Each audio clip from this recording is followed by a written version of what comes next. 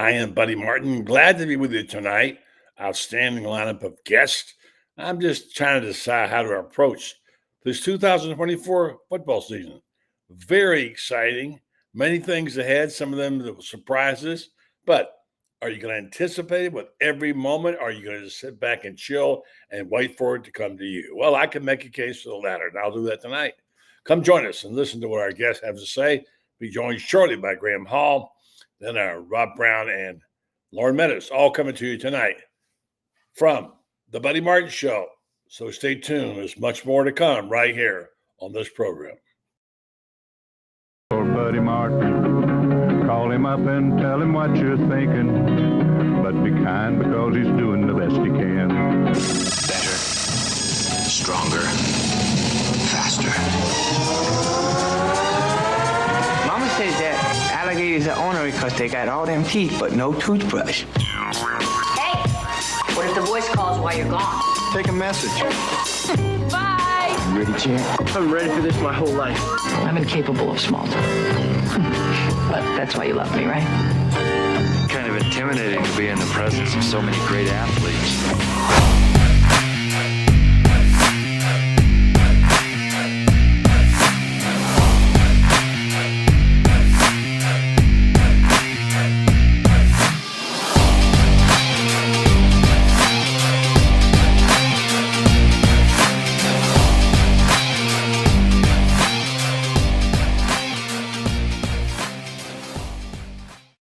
I'm Buddy Martin. Glad to be with you again tonight as we're counting it down to the fall practice. And of course, the season that we all anticipate greatly with the expanded formats, the chance for new teams to get in, and an improved Florida team, although many say they may be improved, but they aren't necessarily going to get there because of their schedule. Well, we'll see what our experts have to say tonight. We'll find out more about that. Many changes. The president of the University of Florida has resigned. The new old president is back. We've got a coach, apparently a very important coach, who left and came back. So maybe things are shaping up well for Billy Napier and the Gators. It's year 3. He's got to get it done. And, well, let's see what Graham Hall has to say. Go to the hotline and see what our buddy has to say. Graham Hall on this Buddy Martin Show, a Tuesday night edition. Good evening, Graham. How you doing, buddy? Hey, buddy. I'm doing well. Thanks for having me. It's been a while. Good to see you. I know. The stuff's looking good there. I need a little bit of a pre-fall camp haircut. You're right, man. I think it looks really good. It's really dark. Looks like you're ready, lean and mean, ready to go. Yeah. You rock it. You got it. You got to rock it. I wish I could rock it. Mine always turns out gray or red or something. So I gave it up. You still got some good locks, man. Don't sell yourself short. I do have some hair at least. That's better than a lot of people. At my age, it's pretty good. So yeah. So it's good to talk to you again. It's been a while. We don't get too often anymore. We used to back in the day. We do more during the season. Don't worry. So famous and busy. And tell me how things are going by way in that job. What's going on? Tell folks what you're doing.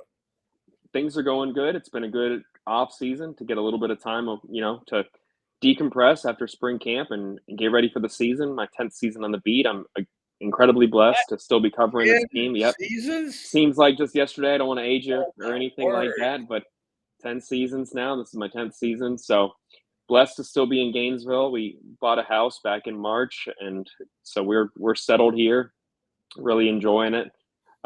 Looking forward to it. I'll be quite honest. I don't want to be very, someone who generates a lot of hype. I sometimes come on here and take a very positive tone, and sometimes I say what I actually think and maybe come across as a downer, but I do think that this team is trending upward and in a place to surprise some people. I do think they're in a much better place. I just think the elephant in the room, as people know, is the schedule.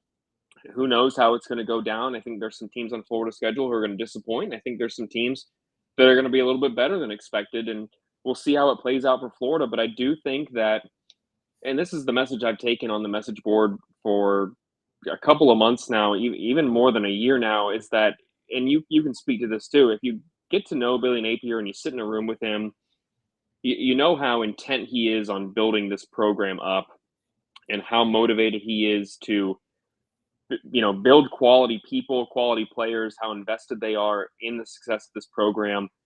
And it's kind of night and day from the end of the Dan Mullen era in my mind. Not to, you know, admonish the former coaching staff, because so much went wrong at the very end there that really led to the end of Dan Mullen's tenure, but just the turnaround that we've seen in the past 2 years here. This season, I think this program has really made a lot of strides. And as much as people may be down on Billy Napier and have questions, and a lot of them are fair questions, I'm not saying that they're not, he's someone that I do think deserves a little bit more support from the Florida fan base than he has gotten. I know that we invest so much in how much we appreciate a head coach based on wins and losses, but when you actually, like I said, get to know him and know who he is behind closed doors and outside of the games, he's someone that you really, really want to root for.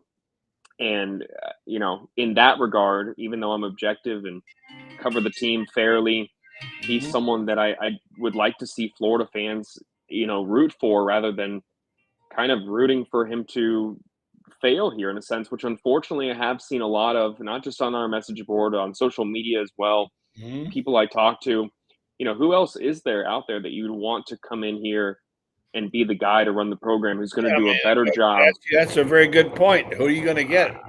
I don't know.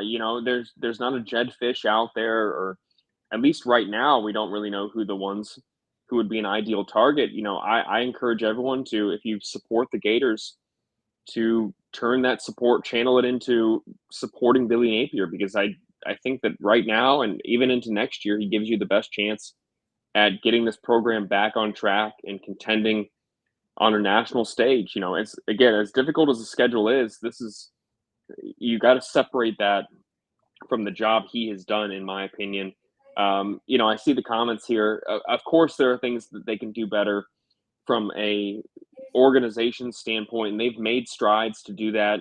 They have actual leadership. They have removed some of the, undesirable personalities from, behind, that we don't really hear too much about, or you're not going to really see show up on Saturdays.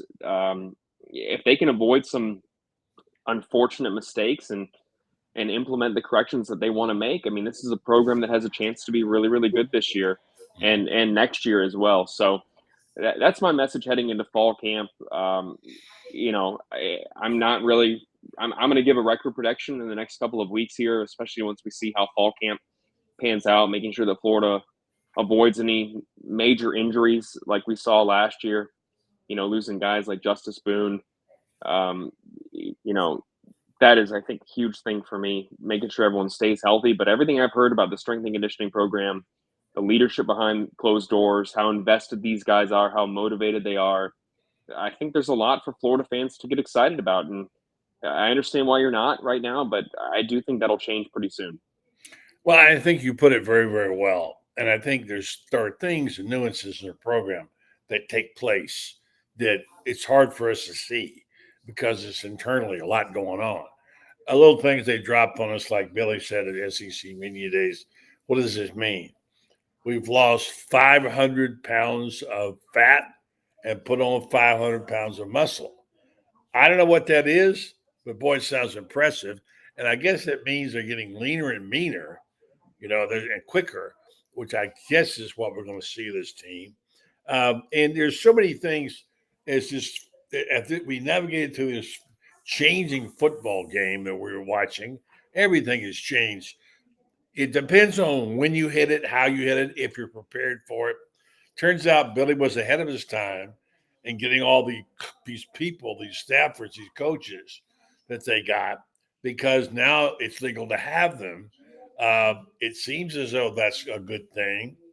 And just recently he got a coach back. He thought he lost to Texas A&M, who was very key in recruiting. Talk about him.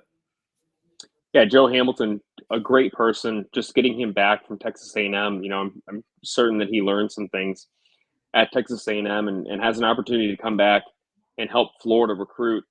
Florida lost Chase Clark as well, who was involved in recruiting a lot of guys out of the Alabama area, a guy who had worked at UAB, had a native of Birmingham, Alabama, and then you bring in, you bring back Joe Hamilton. I think it's a necessary move. Chase had given Florida plenty of time to identify who they want to bring back here, and everything you'd heard about Joe, how instrumental he was in landing guys like Aiden Mizell, DJ Lagway, obviously, his ties to the state of Texas, how much talent there is there. It just made a lot of sense. Someone who was able to come in here in late July and hit the ground running, getting him back here, I think was a very, very wise move for Florida to make from a continuity standpoint and from a relationship building standpoint for this coaching staff. Now, with all that said, I know that I see a lot on the message board and I see a lot on social media about where Florida stands from a recruiting ranking perspective. How much do you put into that? So, I mean, I understand it has some bearing, but I mean, who's rating these players? They're mere mortals. I don't think the evidence is empirical that they obviously miss on guys, but it seems as though at the same time, obviously with Browne committing now, this whole 2025 class is starting to really take shape. We are given, and I don't go too much by that as I do team building, which of course is a transfer portal, development and coaching, and improvement in the program. So I don't know. Yeah, there's so much we don't know. That's what I'm trying to say. There's so much we don't know. I think Billy seems to have a pretty good grasp on it. And like you said, you root for a guy like that who's obviously a good person, obviously been around, obviously wants to do well. The big question is, will they be tolerant enough for him to go 6-6 this year? Yeah, I think that you kind of hit the nail on the head here. A lot of the targets that Florida is going after, they have offers from Alabama, Georgia, Miami, Florida State, programs who have finished a little bit higher in the national rankings the past couple of years than Florida. And those players are either going to commit to those programs early and make sure that they have a spot for the upcoming season, knowing that there's probably going to be less and less spots for these teams who are looking to rebuild year after year with the transfer portal, and they want to try and buy in early before the season happens. Or they're going to commit to Florida and believe in what they're building. And, guys like Brownw, who the legacy pitch wasn't huge for him until really late down the stretch here. But he believes in what Florida's building. Obviously they're going to need to show it on the field this upcoming season. But I do think that this is going to be a Florida class that is maybe a little bit smaller than ones we've seen in recent years. And, they've missed out on some guys. I'm not going to tell you that they haven't whatsoever, but I do think that most of the guys they've gone after are players you'd want in this class. They've extended, I think, a few less offers than they have in the past couple of years. And they're going to be able to, if everything goes according to plan for them, if they finish the way that they think they will, they'll be able to be selective with some of these players down the stretch here. I think most of the concern for fans following recruiting is that, Florida has 10 commitments right now. And you look at all the teams above them, there's only one team ranked above them in 247 Sports' rankings that has more commits than that. You would think that when you look at star ranking, you look at the guys that they've landed, they have quality guys in this class. I think I like a lot of the players in this class. I think all of the players in this class. I think that you can make an argument for all of them being valuable additions, but you look at the teams above them, they've made more impactful additions right now. We're going to have to see how the season shakes out for all these teams ahead of them. Decommitments are going to happen, maybe less decommitments than we had 5 years ago due to NIL. But I think that Florida, if they finish the way that they want, they're going to have second chances with a lot of these guys. They have a lot of players that, Nashawn Montgomery, Ty is going to make a decision here in a couple of weeks. I was going to ask you about it. I saw his name today. Obviously, he's a 4-star wide receiver. And you're talking about guys now. Billy's starting to get some really good. And Gonzalez is starting to also get some really good wide receivers, I think. Yeah, I think that, Josh Moore that they landed a while back, I think he's better than recruiting sites rank him. That's kind of tough for me to sometimes say working at a recruiting site, but I do think there's some things involved in ranking players that is more than just how they actually look. It's how many camps are they going to? Are they participating in 7v7? If they're not doing those things, if they're not camping a lot, they're not going to have a chance to really move up the rankings. And so, but you look at the film, what they put on film, you look at the their size, their speed. Billy loves to talk about their character and their length as well, and those are intangibles that he has a better idea of than we do, of course. But you look at the guy's film, it kind of surprises me that he's not a high 4-star in my opinion. Ashawn Montgomery is someone that I do think Florida. I'm not going to come out here and say that Florida is necessarily the leader, but I do think that they are one of his top schools, and I think they're in a really, really good position to land a commitment from him next month. I think that if they can get him in this class, land a few more guys, you're going to see this class continue to rise in the rankings and maybe some of those concerns be a little bit alleviated. But either way, for Florida to continue trending upward, they're going to need to reserve spots for the transfer portal in the future, which means that they're going to be, I think, a little bit more selective. The guys who didn't buy in early before the season got here, there may not be a space for them by the time late November, December arrives. You got to remember that this is a little bit of a different year here where the signing window is going to be before the transfer portal opens here. It's going to be in the first week of December, right after the season ends. And then you're going to be, you're going to have 4 or 5 days off. Then you turn your attention to the transfer portal. So, there's going to be, I think, a little bit more of a roster balancing that coaching staffs are going to be able to pull off here, where they're going to be able to know how many guys they signed, how many they're going to go after in the first week of February, and how many they're going to go after in the transfer portal. So this is something that if everything goes according to plan for Florida, they're going to land a lot of their top targets here in the next couple of months, and they're going to be in it for more transfers than they were in this past year. Well, Graham Hall, who's been doing this with us for 10 years, my gosh, long time. Always love having you on because you're so comprehensive in what you say, and you take in a more of a, I won't say global look, but you are not as myopic as many of us are about this whole thing. And I promised I wouldn't keep you too long. I'll just get this in real quick, that there are things that happen sometimes that you don't even anticipate. And there will be many of these things happening this year. I have no doubt. Because of 16 teams now, stuff's going to happen. We had no way of we didn't know some of these players, those names we don't even know yet, could be stars in the SEC because of the talent level. And we're seeing things like all of a sudden, Florida's president now has resigned. And Ken Fox is coming back, just named today, interim president of Florida. I don't know what that means. I just know all the things I know about football. I've been taught that the president, the athletic director, and coach have to be aligned.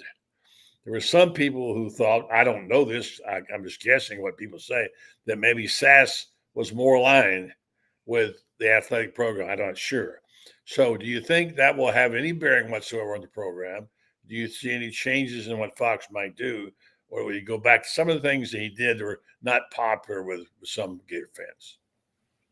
That's a good question. I really don't have a great answer for you. I think a little bit of it is overblown when we talk about the president's role with the athletic department, right? Because it really is a separate entity. I think, if anything, the interesting thing to me is that Scott Strickland and Kent Fox have a longer established relationship than Scott Strickland and Ben Sass had. And what that could mean in terms of the value of Scott Strickland's opinion could be the intangible aspect of it here. Scott Strickland is firmly in Billy Napier's corner. And I do think that if Kent Fox is here for an extended period of time, how long this presidential search will take, if Scott is continuing to vouch for him or whether he wants to move on from him, in theory, that may hold a little bit more weight with Ken Fox than it did with Ben Sass. I'm just speculating here. Let me just make that abundantly clear. Right. Well, but I do think that we speculate. That's what we do. Yeah, we speculate. But I think from an outside perspective, many people who were speculating that Ben Sass would have a say in whether Florida moved on from Billy Napier or not, I do think that is no longer, it certainly is no longer a factor. Now, let me make this abundantly clear. Ben Sass is not, quote unquote, going anywhere. He's still in Gainesville. He's still going to be around. He's kind of like a Jeremy Foley as the president in a sense. He's the president emeritus, where he's still going to have input. He's still going to be around, and he's helping aid the transition. So I do think that he's not going completely anywhere in that sense. He's just stepping back to care for his wife, which I think is a fantastic move to make, and really should make a lot of people think about priorities here. Yeah, and our thoughts for life can be. Family too, of course. Yeah, praying for her, absolutely. I'm glad that he's making the right move. Absolutely. I speculate. I've talked about this before about coaches and administrators who spend hours grinding in a job and for what sometimes when your family isn't seeing you very much. So Exactly. spend the time with your loved ones while you can. Absolutely. Especially if you think that time could be approaching an end in a sense, whenever that may be, hopefully not. So praying for her absolutely. And I think that it's a great choice. I hate to even bring football. Not Not even to, about, not, not this even isn't the about same you. language. For It's those not of us even in the who've been same. through that, no, Yep. the two are Yep. not even related. But certainly, we know that it's part of what he has to do. Yeah. know, Before I get out of here, I want to answer Michael's question real fast. Yeah. Michael, good question. I think that the one that Florida fans should be thinking about, because I've heard a lot of discussion about what is DJ Lagway's role going to be. I think that the really interesting thing, and you've heard Billy Napier say this as well, the game preparation level for DJ Lagway, I think, is a massive key for him. The interesting rule change for me that could play a role this year that I think Florida fans should look into is the in-helmet communication, because you can have two guys on the field that have that microphone in there, and if you're switching helmets with a quarterback and a quarterback has to change helmets here, that is a new element for freshmen to understand. It's new for everyone out there, and that is, I think, the most fascinating rule change, because if you, and I don't know how much this is going to be enforced, I'm just speculating here, but it's a penalty if you have more than one, if you exceed the limit of guys who can have the microphones on the helmet on the field at the same time. That is another thing that you don't want to happen. Obviously, it's going to hurt your competitive chances. That is the one that I think fans should be paying attention to, because it really has a chance to benefit you greatly if you take advantage of it. But if you make mistakes, if there's a miscommunication on the sidelines, there's going to be from what I've heard, about 6 to 7 guys potentially who may have to change helmets in the middle of the game due to that. Oh, that gets me scared. I started thinking about those numbers. That's the men on the field and all those administrative problems they've had. If you handle it and you take advantage of it, you're going to benefit. But it could be another element that could hold teams back here, and it won't just be Florida that's going to have to worry about that, of course. But it is something the fans to watch for, because it is a new element. It can raise the ceiling, but it can also lower your floor a little bit if you haven't streamlined your communication. I know you're a hoops guy. I have to get you out of here with this. Billy, basketball team just keeps bringing on talent. Now they've added the kid from Santa Fe, who's a scorer, and name is Kevin Pazimo. It's a walk-on, 6'4". Well, he's short compared to the other guys. This basketball team just keeps adding talent. What do you think about it? Yeah, you got to have walk-ons in practice, especially. I mean, this is someone who's, if Florida's up by 30 at the end of the game, fans are going to be, learning his name, because fans are going to be chanting for him to get in the game like Alex Klatsky was. And, the most important thing, I joke, but the most important thing is these guys are invaluable to the daily preparation. They play a valuable role every single day in practice. They show up. They don't get a lot of the appreciation. They aren't making, the money that scholarship guys are making, but like I said, they're part of the team. If you ever watched Alex Klatsky and Jack May last year and Bennett, those guys are the first ones jumping up, cheering on their teammates. So having guys who can contribute in practice and are going to provide energy for your bench, maybe that's the most that you can ask for. You get a local guy coming from Santa Fe. I hope everyone learns his name and cheers for him to get in the game when Florida's up by 30 next year, because that would be awesome, because the work that they put in behind the scenes, they certainly deserve those 2 minutes of an opportunity. Todd Golden looks like he's getting it done. You got it done as usual. Graham, great stuff. You can read him and tell folks where they can get your stuff. Follow Swamp 247. We got a ton of recruiting content coming up this weekend. A busy cookout weekend for Florida. Follow Blake Alderman. Always does a fantastic job. Jacob has been killing basketball like he always has. Baseball coverage was fantastic. We'll have a lot of football content coming. I previewed every single team that Florida's followed, published the recent weight changes. And let me tell you real quick, most of those numbers are a little bit older. Florida has done a fantastic job, in my opinion, improving from a weight standard. Heading into this season, they've made some critical changes, done things a little bit different. And we're going to have a lot of content coming shortly. We are a week away from fall camp starting. So enjoy this last week, everybody. Here we It's go. going to be very, very busy. It's going to be a great time. I'm really looking forward to it. Get that sleep, everyone, because it's going to be an absolute ride. Graham Hall, you're the best, buddy. Thank you so much. I appreciate it. All right. My pleasure. Y'all take care out there. Always my pleasure. We got to make it happen soon. Absolutely. Great. Be well, my friend. All right. Graham Hall. Always You good too. to have Graham on with us. Yeah, he's a knowledgeable guy and someone we enjoy. This is a guy, too. He's been waiting in the green or orange and blue room. Before I get Rob Browne on, I'm going to tell folks this program is sponsored by Meldon Law. They won't back down. Good group of people. You know, they've been sponsoring the show for a long time. They're big Gator fans. They're the only official law firm of the University of Florida Gators. They want you to know that they have lots of stuff to give away on their site, their Facebook page. Check them out. Also, that if you need legal help, they're in that business too. 4 locations now to serve you, including Ocala, Gainesville, Lake City, and now Williston. Check them out if you want a second opinion on a lawsuit like you do when you have your health. You give them a call, Meldon Law. They'll do it for you. Good people there. Go call my friend Jeffrey and ask him about his summer vacation. Meldon Law, they won't back down, and neither will Rob Browne. Good evening, Rob. How you doing? Doing great. Impressive stuff. Recruiting. I mean, recruiting is on fire right now, and the names that he just mentioned. I heard your show last night. I watched it with Brownw the third coming in. His stats and all are off the charts. So, you start winning some games, recruiting gets even better. Right now, you're trying to get guys to come on the hope of what can be. When you start winning, they can start saying, this is what it is. So it's going to be really fun watching this thing play out.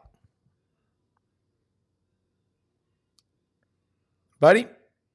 I'm here. I had to get off the air. I want to go fast. Sorry about that. But my friend was here. I want to make sure I acknowledged her. And so the recruiting looks like it's very much going the right direction. Yeah. You have a little more global look at things. You covered the whole SEC. And if you haven't heard Rob's program by now, I can't imagine anybody on this station or this channel who hasn't. Check him out. He's on every day, Monday through Friday, usually at 9 o'clock in the morning Eastern time. Am I correct? He has lots of great guests. He takes a real inside look at other programs. You might see a name or a face or two you recognize in this channel over there. And Rob is part of our family now. We've kind of been doing stuff together and hoping to do more stuff together. So, Rob, what's the latest thing you've heard that excites you about college football this fall? Really, from SEC media days, the takeaway is that people keep trying to kill the game off, and with NIL and the portal, and it just fuels so much rage by the average fan. But when you get to media days and you see the coaches up there, you start talking to the players, and you're everybody around you, you start to realize all that's noise. It's just collateral noise and interference, because now we're myopically focused on the games. And that's what I took away from it, is that all the coaches get up there. They're all excited to be there. The over and under on the number of times they're going to use the word excited is way up in the hundreds. But the players, I like to talk to the players. And I talked to several of them about, I said, is NIL the distraction people think it is?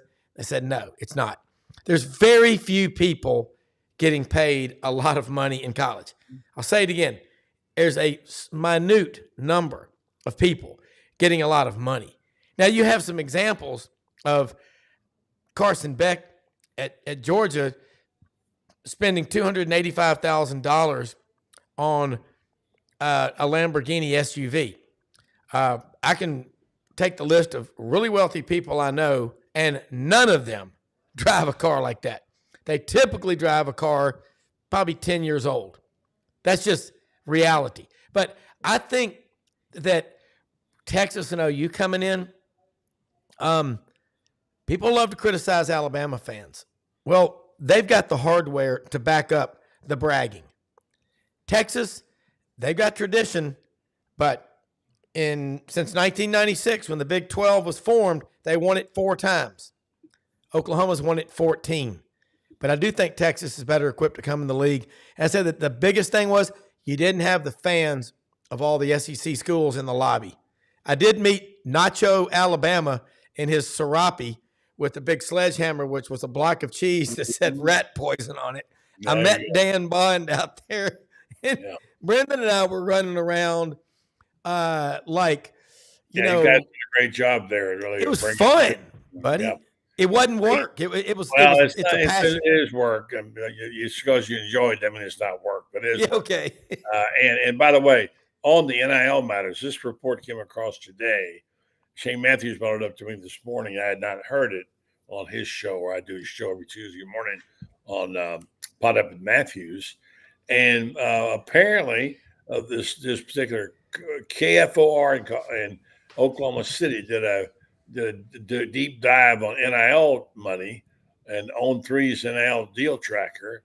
Okay. The group Just Gamblers compiled this list. You know the team that's got the most NIL deals right now? The team that has the most? Most NIL, yeah. Mm-hmm. Tennessee or Oklahoma? Florida. According to them, they said Florida has 498 NIL deals since March 2024. Wait, 490? 498. Now, look, it doesn't say how much they are. Some of them could be for $500. I don't know.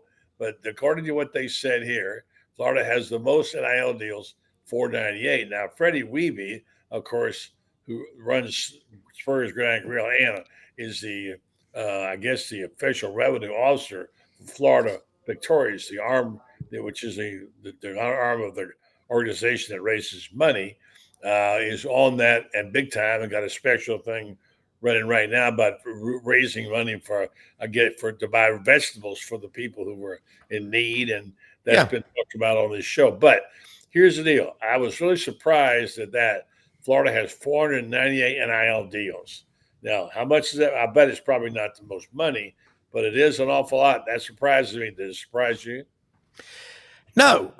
Florida's got over 500,000 living alumni. And Florida's always been a big school, but they've also, Jeremy Foley was about as tight as Mr. Krabs on SpongeBob SquarePants. You know, he didn't like to spend a lot of money. And that goes through cycles, you know, but Florida should be one of those top NIL programs. Again, we don't know the dollar-wise amount, but I do know that there are some big boosters of different schools that won't even touch NIL, but I'm not surprised. I mean, Freddie Weeby's involved. Don't know Freddie, know a lot about him, you know, but is there quality in all that quantity? Hell, I don't know. Mm-hmm. Yeah. So a couple other notes for Florida Gator fans tonight that are not necessarily related to our conversation, but the great Jack Caglione, who, of course, was picked number 5 overall, should have been higher, should have been one of the Golden Spikes finalists, picked by Kansas City. The Kansas City announced tonight they may come to terms with their first-round pick with Cags, and he'll be introduced tomorrow in Kansas City. He's going to play with a guy named Bobby Witt, who's a terrific player, by the way.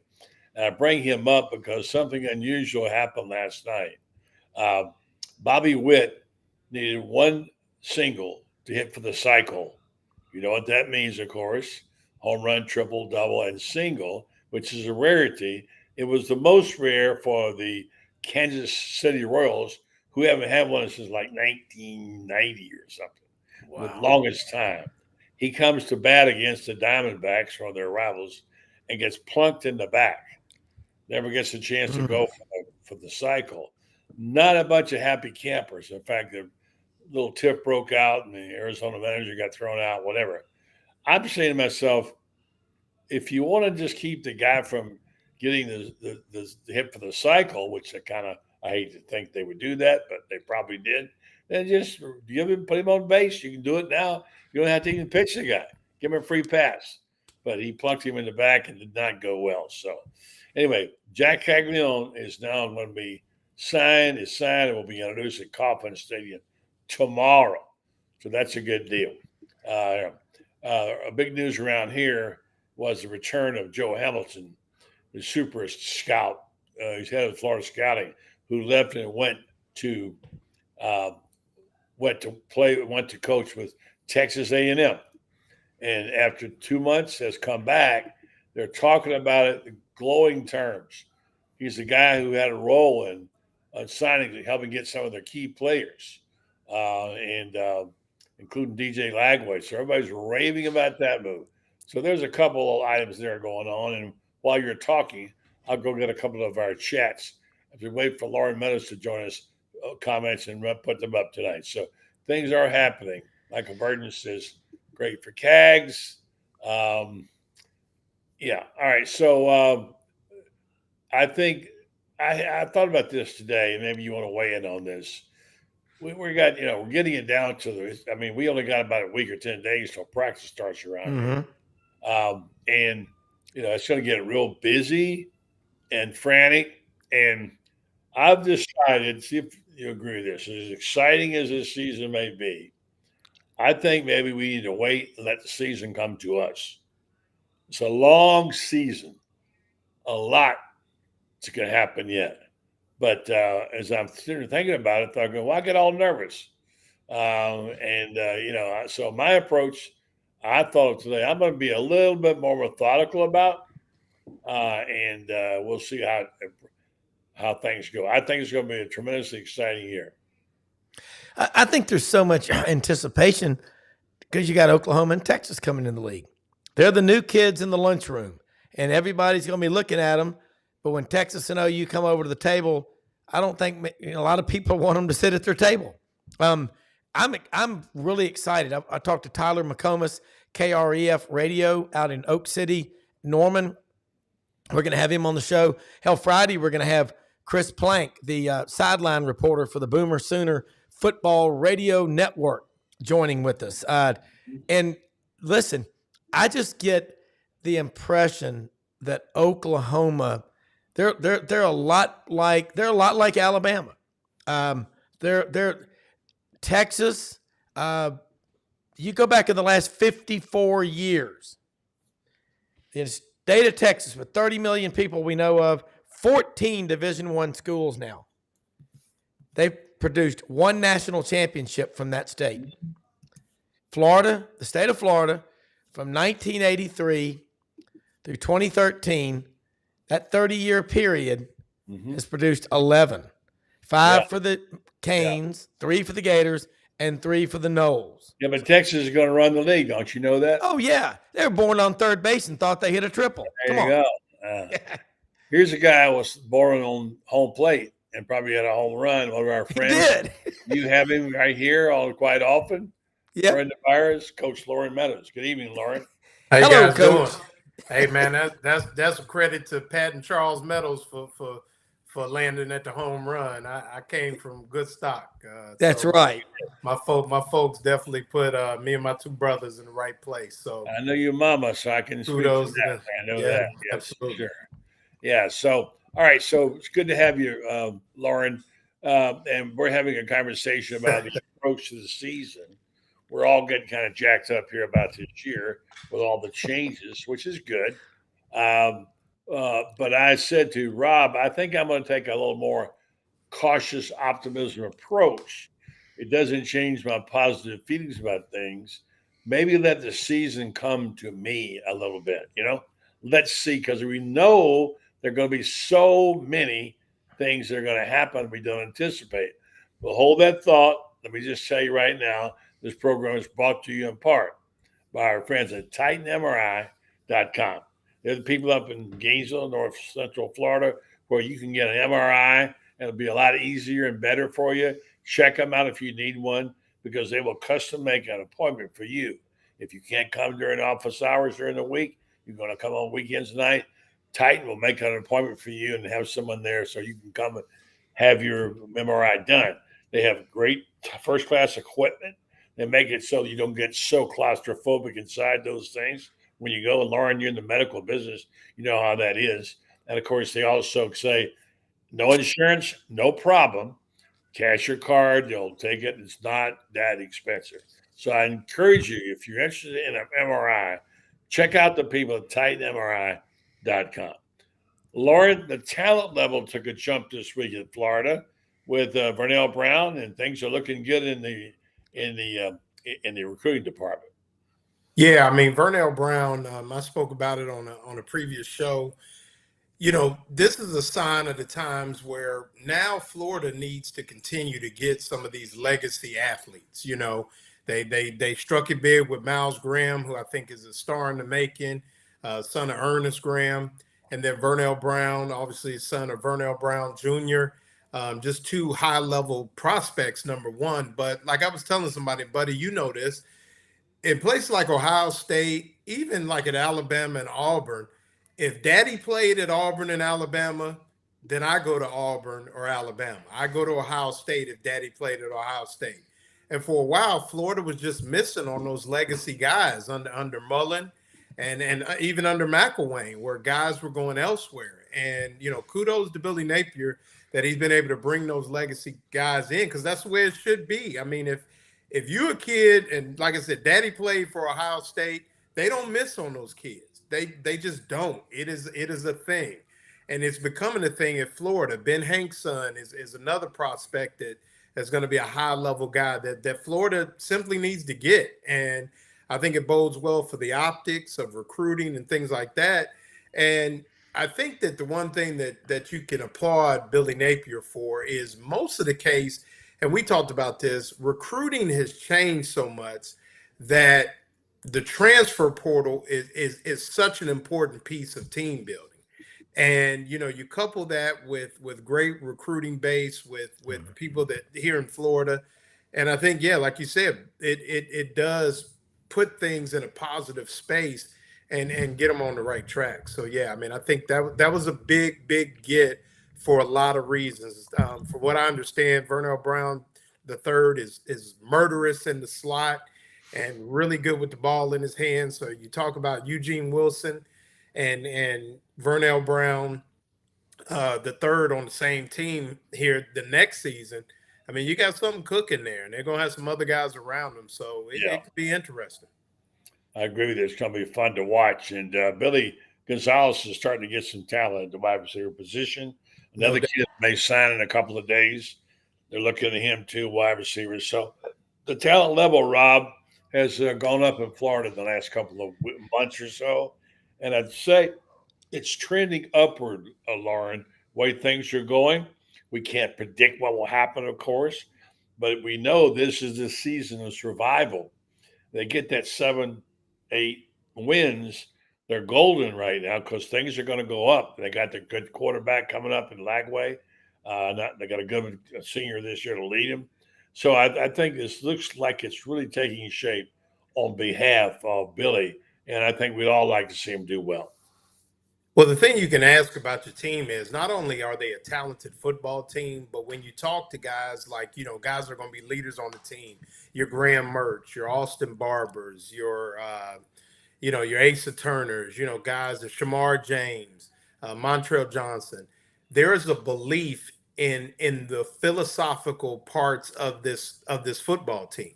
And they believe in Billy Napier. And I think that goes a long way. And Rob, you can speak to that.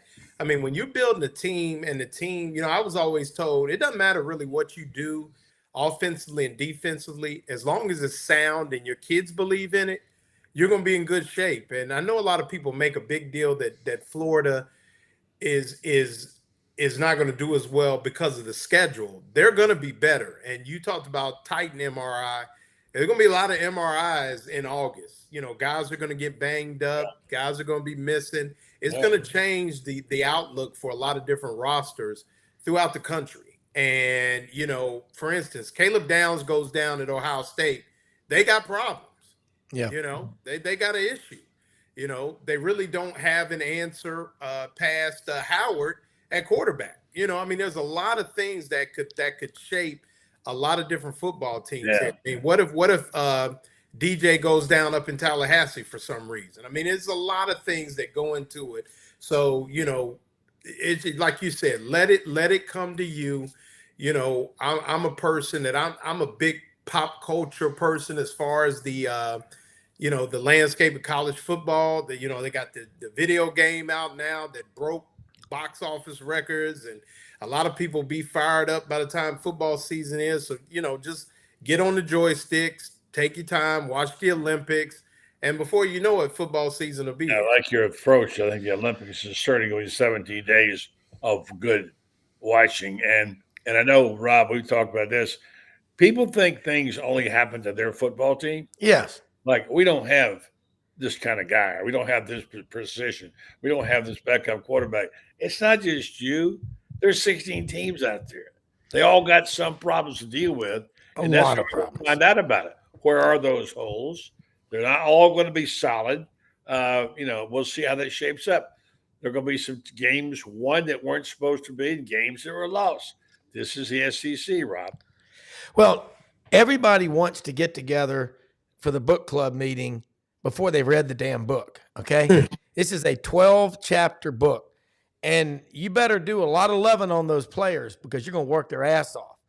And as the season goes along, and y'all know this is what happens. You ever played tennis or golf, or you pick the sport with someone, say a good friend that, is sort of the club champ, the local, he's the best, and you're ahead of him.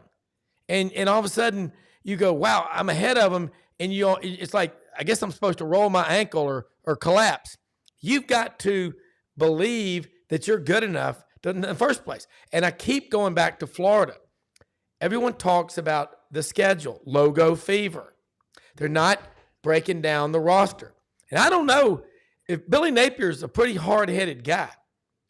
Watch him the first 2 years, what he does on offense. But if he's willing to listen to some people around him, 63% of that roster, and I don't think that includes the portal guys they've brought in, are 4- and 5-star players. That's good enough for 9th in the country. Franz and I talked about it on my show this morning. That's a big deal. And you just worry about Miami. Don't worry about all that other stuff. But everybody gets ahead of themselves. How many tests did you get a failing grade or a D or a C because you didn't finish the question and you were just in a rush to get out there because all your friends were out in the hall or outside smoking behind school? I mean, you got to think this is what happens with the schedule. With everybody, look, when you sign up for Florida or any SEC school, you're guaranteed a tough schedule. And it's a 12. Think about this. Track and field workout. Coach, all right, guys, here's what we're going to do today. We're going to run 4 200s under 27.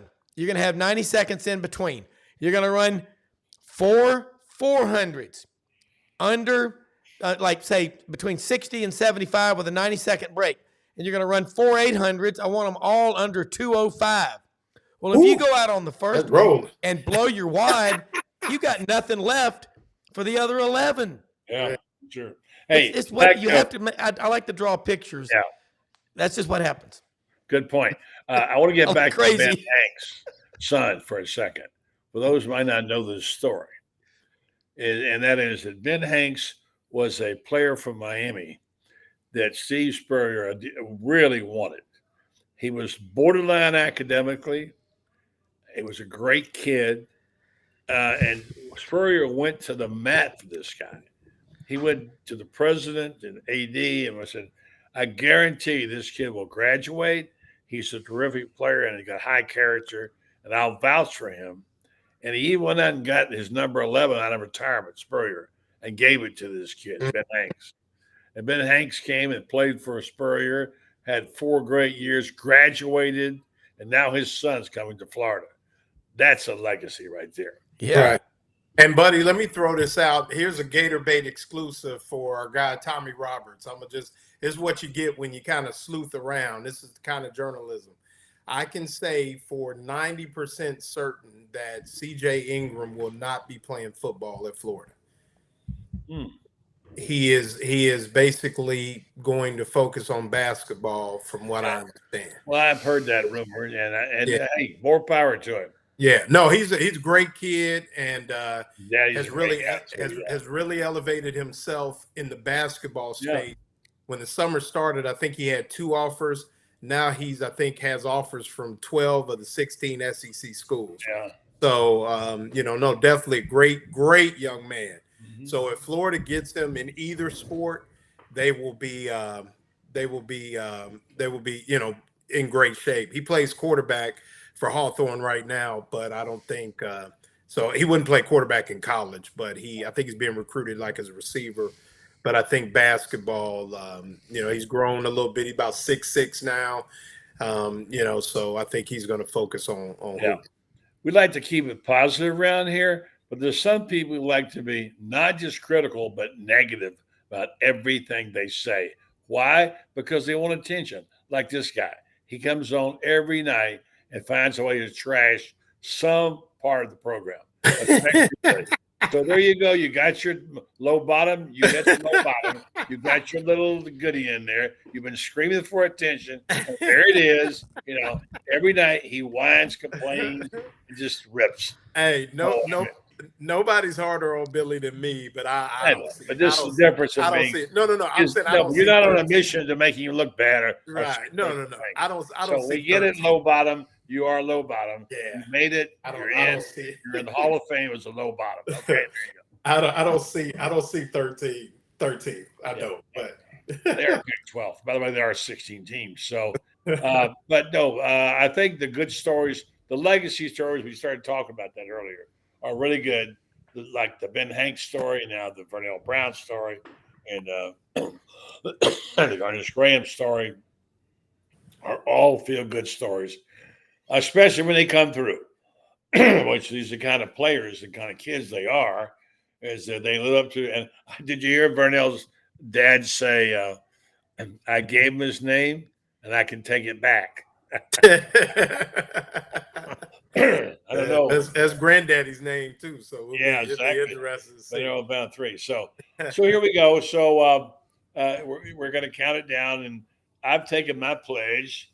I'll just sit back, let the season come to us, enjoy it, whatever it may be. I mean, there are going to be some disappointments. There may be an upset or two in there. I tend to feel more positive about this year because here's the thing, guys. You all have competed. Opportunity exists. When you are the underdog, you always have that chance to knock somebody off and get something, get really good attention for that. And I think if you go back and talk to Coach Spurrier, when he was at Duke, the reason he won and got the job at Florida was the game he won against Clemson. Mm-hmm. A night when they had no chance against Clemson, when these kids at South Carolina played out of their gourd and did the backups even. So, Rob, you keep losing your power. That's okay. You look good. No, the light keeps going out. I'm like, the thing's been charged all day. Yeah, I know about that. I don't know what's going on. No problem.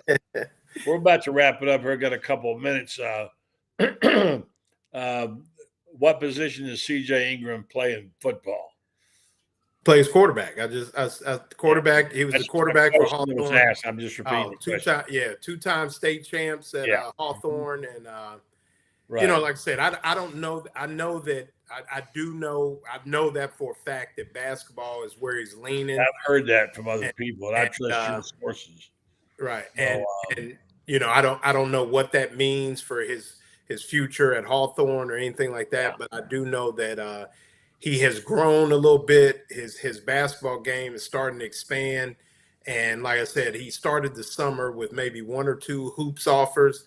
And now I think he has about 14 or so of the 16 SEC schools. I think like maybe Kentucky and Vanderbilt may be the only ones that are.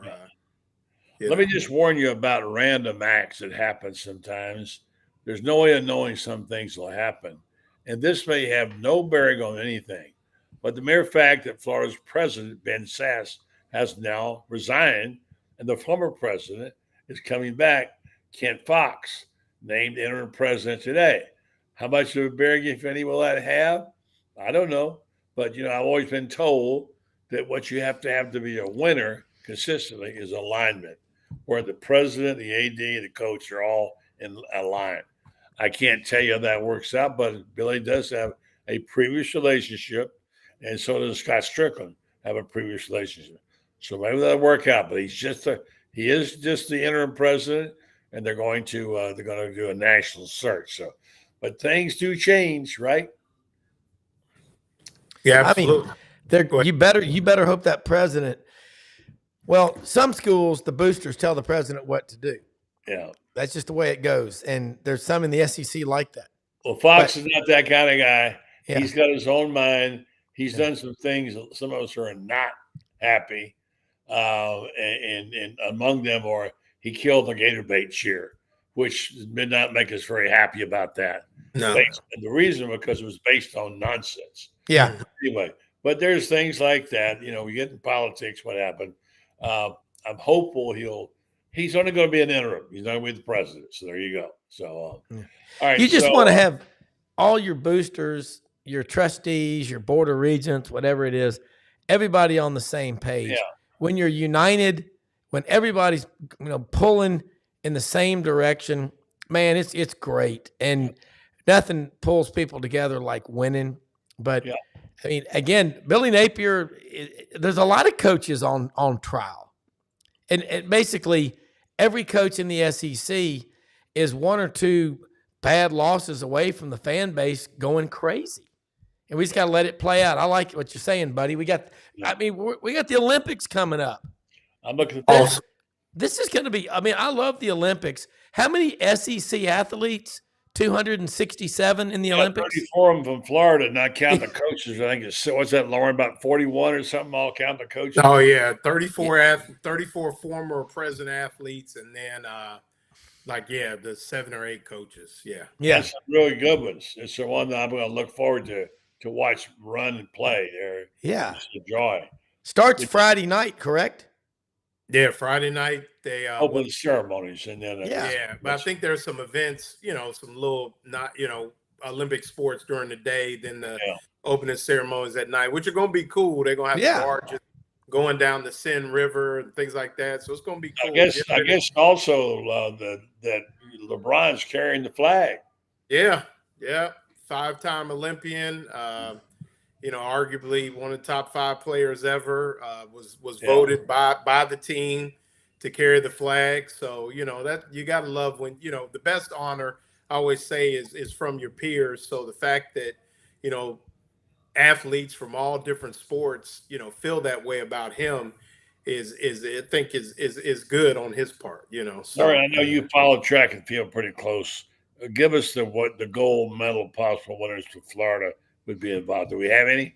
Anna Hall and the heptathlon. Love Anna Hall. Love it. Star in the making. Saw her Thursday.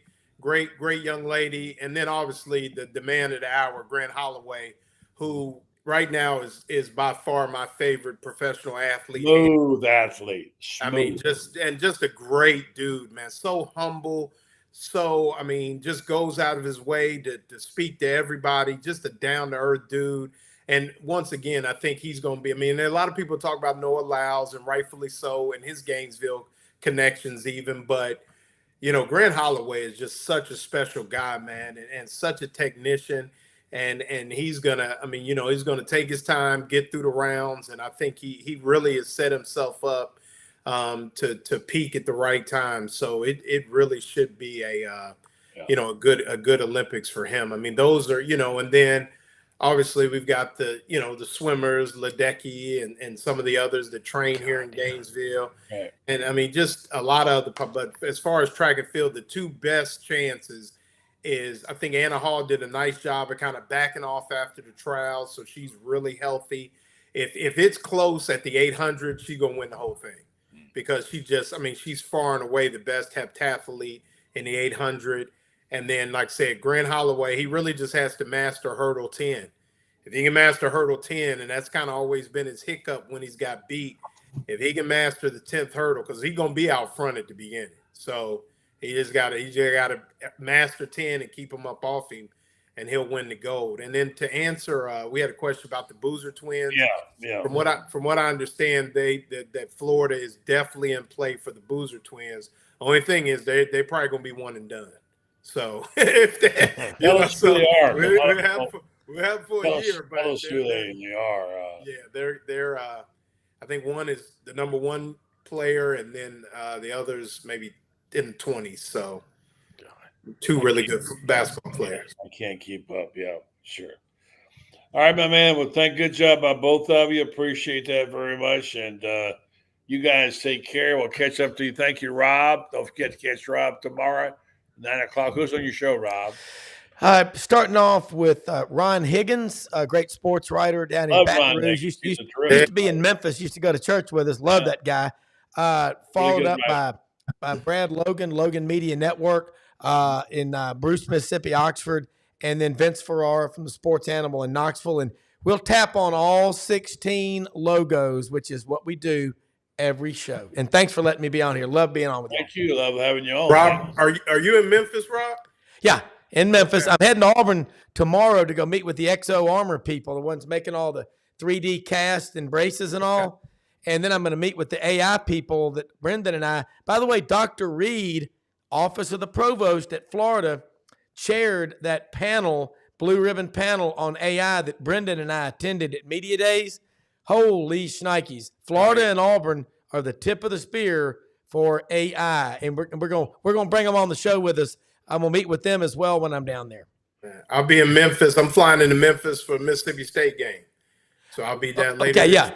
Later. I'll see you then when you come up here because I'm here and I don't know what day you're getting in, and I got to look at the schedule. Florida, Mississippi State versus Auburn and whoever they're playing, and we're on the road. But we'll meet up. In fact, I'm going to call you right after the show.